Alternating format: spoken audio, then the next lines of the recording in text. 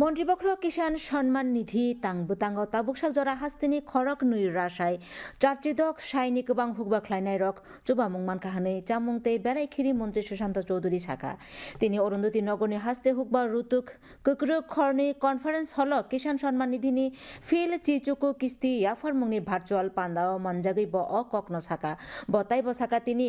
খক বাচি রুজাক চার্চিদক রাসায়নি गोबां রাং হুকবা খ্লাইনাই রকনি অ্যাকাউন্ট সিতগৈ রুজাখা পান্দাওয়া সাংসদ রাজীব ভট্টাচার্য এমএলএ মিনারানি সরকার সালথাং জিলা পরিষদ কাজকু ইয়াক চুনো খবুই হুক বা বেদেকনি কুচুক বেরেমি তাং ফাংসংব তংবাইমানি সে প্রায় 11 কোটির উপর বেশি কৃষক তাতে বেনিফিটেড হয়েছে এবং 3.5 লক্ষ কোটি টাকার উপর অর্থ অ্যাকাউন্টে চলে গেছে এবং এতে গরিব অংশের মানুষের যে ক্রয় ক্ষমতা অর্থনৈতিক বুনিয়াদ সেটা শক্তিশালী হয়েছে। আমাদের রাজ্য ছোট্ট রাজ্য, এখানে আপনারা দেখতে পাচ্ছেন যে কৃষকের সংখ্যা, যে বেনিফিট তারা পেয়েছে